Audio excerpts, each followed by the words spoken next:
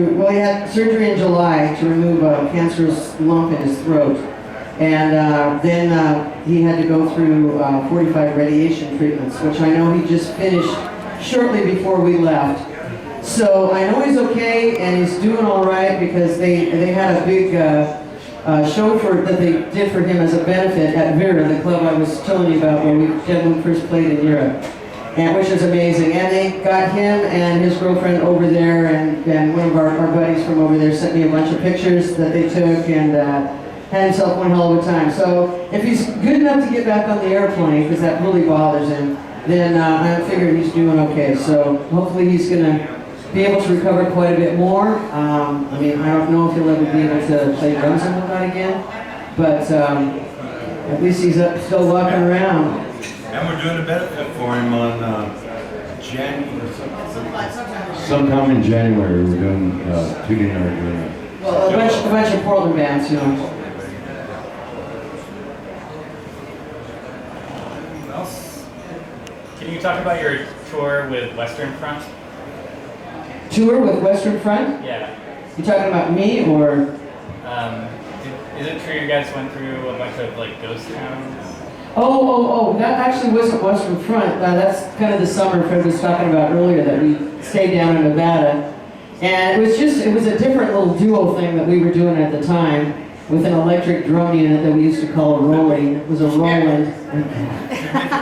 Piece of shit, state of the art at the time, but it was so hot down there. It was the middle of the summer, and the heat would just mess with this thing, and it would either slow down right in the middle of the song or speed up, you know, and you had to kick it to get it back on the, you know, on track.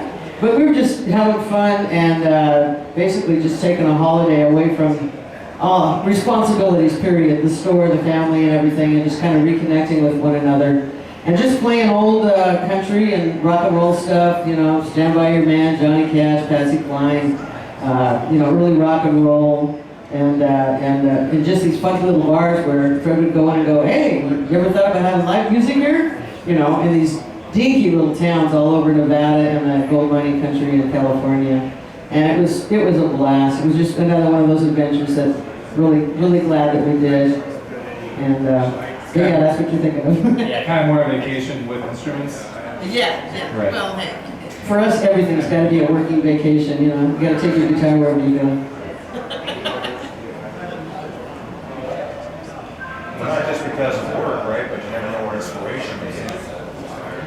I'm sorry. Okay, sorry, what was that part? Was there an event or circumstance? He wants to know how you, was there a circumstance or some reason you came up with the whole idea of walking on my grave? Well, I was just feeling old at that point, and you know, I wrote that probably when I was getting close to 40. Yeah. So I was kind of going through a thing where I thought, yeah, okay, and I didn't even think about New Kids on the Block as a band. When I wrote that song, I don't know. Everybody thought I wrote the song about the band called New Kids on the Block, but. Oh yeah, well, one of our European buddies did. And so, got yeah. a t-shirt with New Kids on the Block under a big brick and all this blood gushing out. Yeah. So it was kind of a weird thing, but you know, it was basically, I just felt at that point that I was too old to be playing rock and roll, and I was ready for the grave, you know, but obviously I passed that. At this point, it's almost funny because most of our friends in Portland that were in the early punk bands are all in their 40s now. Most of them pushing 50 or there already. And they kind of all went through that same thing, and they finally said, screw it, if you guys can do it, we can too. So they're all out there just doing their thing, which is great to see. Okay, sorry, John, what was that? Oh, it wasn't really a question. I was just saying, you know, when we're talking about taking your instruments on the road, there's also the fact that you never know when inspiration may hit you. Hey, come on, dude, I got a great idea. Wake up. Yeah. You know? Yeah, true. Not as much as that happens. The songs are coming quite a bit slower now. Yeah. He's taking it easy. I mean, at this point, he's got so much material. But we are working on 2 or 3 newer songs that we're really aren't finished yet, but I'm really anxious to do in the duo thing. That are going to be a trip. I kind of had a little question about Sure.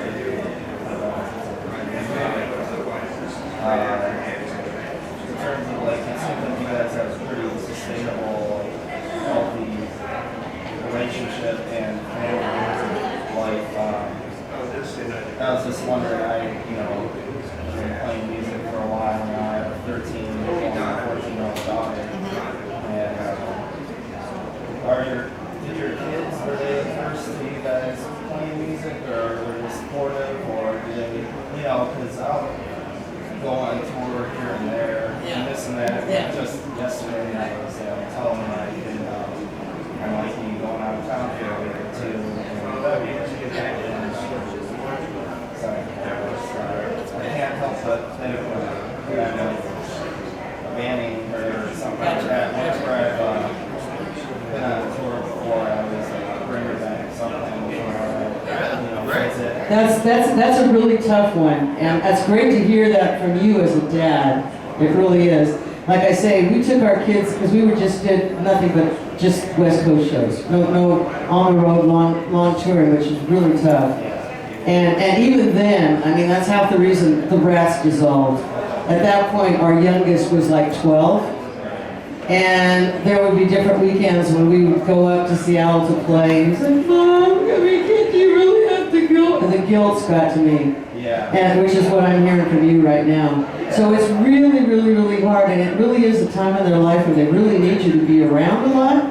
So it's one of those weird decisions like, do you sacrifice your dream for what they're going to need and put it on hold and hope it's still there? Or kind of try to maintain that tightrope walk that you know you're going to have to do to be there enough. I mean, at least at this point, there's a lot more communication going on, whether you're emailing each other or texting, to where, maybe that'll help a little bit. But a lot of it, you really just need to kind of be there when they need you to be there. And the problem with touring is, I know you realize, months in advance, you've got to commit yourself. And so you've got these commitments. And if you get the rep that you cancel gigs, and it's like, you're pretty much done. So it's really a hard one. And a lot of times, if with a kid that age, you really can't let them know how you feel about it, and the fact that you do have these other obligations, and that you're just kind of caught in a hard place. They'll understand. They really will. I just be really honest and just really let them know how you feel, and just try to be there as much as you can. Try to maintain that balance, where you're there for long stretches and gone for shorter. She definitely is, and that's really easy. Like, she's excited and this and that, but more so for like my parents, her mom, everyone else, this and that. You kind of feel, there's still a stigma of being in a band that you're just kind of wasting that won't time. go away. And what's crazy, One thing that's really crazy about teenagers that I learned is they want you around 24/7. Yeah. And then as soon as you are, ignore they you, ignore you. And they don't want to know you, okay? Or you're an embarrassment. There's no winning. They bring their friends over, I don't know that guy, whatever. But as soon as you're gone, they act like, man, you're never here. You just never give me any, so it's a no-win situation. And it's the whole thing. She's probably incredibly proud of you, but embarrassed by you at the same time. So you know exactly what I'm talking about. Been there, done that. And luckily, the band I've been in hasn't been so successful as where I'm at. That's kind That's kind of what we always liked where we were. Now you get enough to satisfy you and your audience, and it's a great life. But it's not it's an obtrusive life, okay? Where it's all taken away from you, or you're so in despair because nothing's happening. So it's the middle's a good place to be. Good luck. She'll grow up, and she's gonna love you for a lifetime. Great show, by the way. You'll both survive it. Sorry, I came straight from my parents' funeral. Oh, I'm so No, sorry. it's fine. It was actually very therapeutic and heartwarming. So thank you. Cool. It's great to hear families that important to you. You need that balance. Well, same to you. It's inspiration. Cool. yeah, Actually, the reason that we even came and did this duo thing is our daughter ran the New York Marathon. So, and I wasn't even sure if I was going to be able to play. So, we had gigs lined up like 2 months ago, and we canceled all of them after I had to go into the operation. So, but we had already planned on coming back and seeing who won the race. Surprising. And surprisingly. So, that's, we called the agency just, about, I don't know, maybe 3 weeks ago, and said, hey, Yeah. Yeah. Can you guys line up some gigs? And they lined up these 5 gigs, so, you know, help pay for the way out back and, Oh, yeah, she did the marathon and we saw her and the whole thing was great. Yeah, she just turned 48 this year. So that's, you know, that's still a good piece of work. Yeah, she's done Portland, I think, 3 times, and Boston once or twice, and now.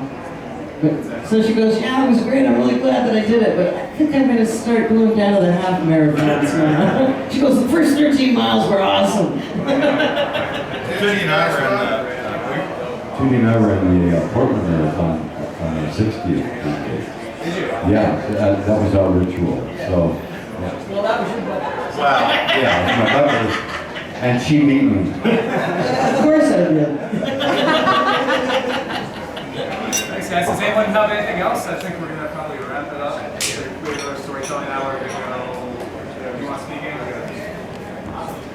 Yeah. Thank you so much. Thank you so much. That was really great. That was like insightful storytelling. It was really great. So we are wrapping up. Nobody else has any questions?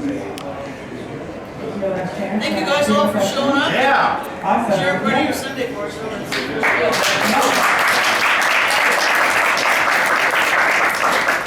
Today we have a double.